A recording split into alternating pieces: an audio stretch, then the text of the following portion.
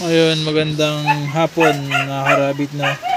So ngayon pinapakita namin sa inyo yung sa mga nagtatanong kasi dyan kung ano yung pinapakain namin sa mga superworms namin. So para medyo mahal kasi yung magastos yung mga gulay ngayon. Medyo mahal yung mga gulay. So ang ginagamit namin ngayon is ito. Yung saging, katawan ng saging.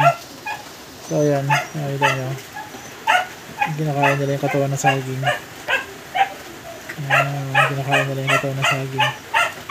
Yan. So yun yung pinaka main na food ng mga superworm namin. So kung makikita nyo, masustansya naman siya.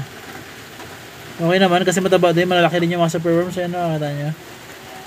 Okay naman yan nila. Saka talagang effective kasi kinakain nila yan. So ang mangyari pag nagiging dry na yan na ganyan, inaalis na namin. Isa rin sa kagandahan pag katawan ng saging yung ginagamit na pagkain. Kasi yung ibang gulay like yung sayote, nilalanggam kasi. Pero itong daw ng katawan o ng saging, hindi siya nilalanggam. So kaya maganda siyang pagpakain or tawag ito water source ng ng mga superworms. So effective naman, tinanay ko lang, nabasa ko rin lang to sa mga Facebook na mga pages. So tinanay ko minsan and then nakita ko effective po.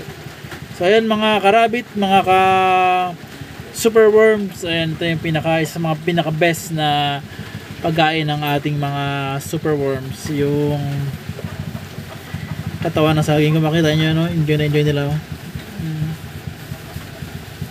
So ayun, bye bye.